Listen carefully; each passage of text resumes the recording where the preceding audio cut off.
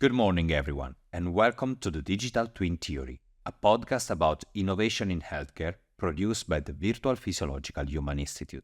My name is Davide Montesarchio, and today we will dig into the complex world of clinical trials. We will discover why and how they are made, and especially how computer models can help improve them. Our guest for today is Francesco Pappalardo, Professor of Computer Science at the University of Catania and founder of Mimesis. Good morning, Francesco. Morning, Davide. Nice to meet you. So, first of all, normally people don't consider too much what happens before a drug reaches the pharmacy bench. So, could you please describe all the steps that happens before? Yes, as you know, the journey of a drug from discovery to the pharmacy is very complex. It's a multi-phase process that involves rigorous scientific and regulatory steps to ensure safety and efficacy. Usually, we start from the drug discovery process, in which researchers identify potential compounds that may have therapeutic effects. And this involves extensive laboratory research and screening of thousands of compounds to find promising candidates. Then, when promising candidates have been discovered, we start with the preclinical test. That is, the identified compounds undergo laboratory and animal testing to assess safety, toxicity, how the drug is absorbed, distributed, metabolized, and pharmacodynamics, that is, how the drug affects the body. Then, if the preclinical testing is successful, we move on the clinical trials. Clinical trials are conducted in three phases. Phase 1 tests a small group of healthy volunteers or patients to evaluate safety, dosage range, and side effects. Then we move to phase 2 that involves a larger group of patients to assess efficacy and further evaluate safety. And then we conclude with the last phase, that is phase 3, that is conducted on a much larger patients group to confirm effectiveness, monitor side effects, and compare the drug to commonly used treatments. Then, of course, we need to move to regulatory process. Regulatory authorities review and approve eventually the drug. And then at the end, we move to the manufacturing and quality control. And then finally, the drug reaches the pharmacy. But this is not the end of the story, because while the drug is delivered, we have a post-marketing surveillance. That means that a drug approved reaches the pharmacy and it is continuously monitored for long-term side effects. All this sounds like a very complex process. And so, how long and how much it costs to take a drug from discovery to commercialization? This entire process can take from 10 to 15 years. And the process from drug discovery to commercialization is a lengthy and costly process. We have, in the phase of discovery or preclinical testing, this initial phase can take between 3 to 6 years. And it involves identifying potential drug compounds, while the clinical trials typically takes about 6 to 7 years, and regulatory approval takes from 1 to 2 years to be completed. So, long story short, on average, the entire process takes from 10 to 15 years to be completed. In all this very lengthy and complex process, how can computer models help? And what's the difference in terms of time and investments compared to traditional clinical trials? Computer models indeed play a crucial role in modern drug development because it is offering several advantages that can significantly reduce both time and investment required. Usually, computer models help doing virtual screening because computer models can simulate and analyze interaction of thousands of compounds with a target protein, identifying eventually promising candidates for further testing. Then, in silico models can predict how a drug behaves in human body, including absorption, distribution, metabolism, and this helps, of course, in optimizing the drug design and reducing the need for extensive preclinical testing, saving eventually animals to be tested. Then computational models nowadays can simulate clinical trials, predicting potential outcomes and identifying the most promising compounds for real-world trials. Also in risk assessment, advanced algorithms can assess the potential toxicity and side effects of compounds early in the development process, minimizing the risk of late-stage failures. In terms of time and investment, for sure, we have time savings. By speeding up the process, the discovery phase, and optimize preclinical and clinical testing, computer models can incredibly reduce the overall drug development timeline by several years. And in terms of cost, computer model can cut drug development in a range between 25 and 50% by reducing the number of compounds that need to be synthesized and tested in the lab. All these trials rely on, let's say, virtual human beings, or better, virtual human populations to test drugs and medical devices. But how do you create such virtual population? Creating a virtual population to test drug or medical devices involves usually sophisticated computational techniques and the integration of extensive biomedical data. Usually, we start from data collection and integration. We collect genomic information from diverse populations.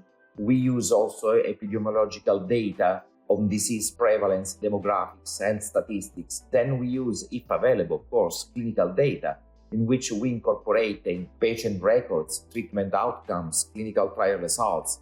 Then we use also physiological data that includes information on organ function, metabolic rates, and other physiological parameters. Then we start with the real building of mathematical and statistical model. There are different mathematical and statistical techniques to build a computer model. We use the best candidate for that specific context of use. This means that we can choose statistical modeling, we can choose physiological-based pharmacokinetic models, we can use, for example, agent-based modeling, that is another technique that is very good to create virtual populations. And then, after the choosing of the right modeling techniques, we can simulate population variability. Then we have the final step, that is testing and validation.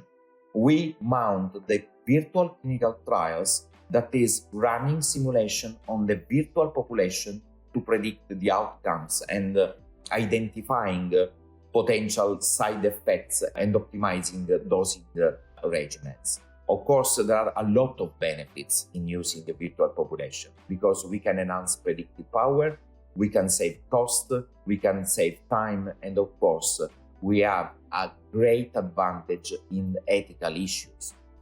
And so then, how safe and effective in silico trials can be compared to traditional trials? In silico trials are becoming an increasingly important tool in biomedical research. And for example, given my experience in building this kind of in silico trials within, for example, in Silico World Project, that is European Commission funded project, we can understand the complexities, but also the potential of this approach. Of course, from using clinical trials, we can reduce risk to human participants in terms of ethical consideration and in terms of early identification of risk. We can have a comprehensive analysis because we can simulate complex scenarios that are impossible to do in real clinical trials. In real clinical trials, we are forced to do with a specific situation, specific context. For sure, in the near future, medical doctors will not be substituted or replaced, for sure. But medical doctors that will not use these virtual clinical trials, for sure, will be substituted by medical doctors that instead use in silico trials. Before you mentioned animal testings and also human experiments. So how can in silico trials help reduce or eliminate animal and human experiments? And especially about the ethical concerns around them. In silico trials have the potential to significantly reduce the need for animal and human-based experiments, even if they cannot entirely eliminate them. These trials utilize, advanced computer models to simulate the effect of drugs on virtual population, and as we already said, offering several advantages. In early stage research, in silico models can screen large library of compounds, impossible to screen with the traditional methods, and they help to identify the most promising candidates, thus reducing the number of compounds, reducing the number of animals to be tested, and reducing also to go to clinical trials with a target, with a compound that eventually fail in clinical trials. Despite these advantages, there are of course limitations. In silico models cannot yet fully replicate the complexity of living organisms because, biological systems involve intricate interaction that are very difficult to capture entirely into a computational modeling. And the accuracy of in silico model depends also on the quality and comprehensiveness of the underlying data. So incomplete or biased data can lead to inaccurate prediction. Therefore, in silico prediction must be validated against experimental data, meaning that some level of animal and human testing is still required. And of course, also regulatory hurdles also exist. While regulatory agencies are becoming more open to in silico modeling, there are still significant barriers to overcome before they can replace traditional methods entirely. So in conclusion, in silico trials for sure can significantly reduce the need of animal and human-based experiments by enhancing early stage screening, optimizing study design, but they cannot yet completely eliminate the need of traditional testing. Are there any examples where in silico trials have been applied in the real world? Yes, sure. There are notable examples where in silico trials have been effectively employed. And one of these is the use, for example, of universal immune system simulator for tuberculosis drug resistance. This model has been applied to study and predict the immune response to tuberculosis treatment, particularly in the context of drug-resistant tuberculosis. Tuberculosis is becoming more and more resistant to standard chemotherapy. So we need to understand if vaccination strategy can help the outcome of prognosis of tuberculosis. In this case, USSTB, that is a sophisticated computational model, is able to simulate the human immune system response to the tuberculosis, and this model integrates various biological and clinical data and has been demonstrated to be effective in predicting the outcome of vaccination strategy.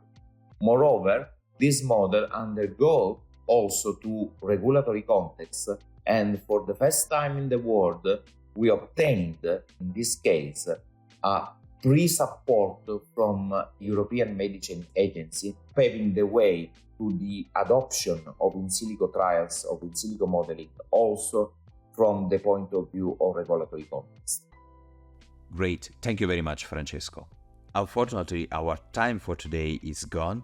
I thank very much our guest for today. I remember Francesco Pappalardo, professor of computer science at the University of Catania and founder of Mimesis. So, thank you, Francesco, for your insights into the world of in silico clinical trials. Thank you, Davide. Thank you.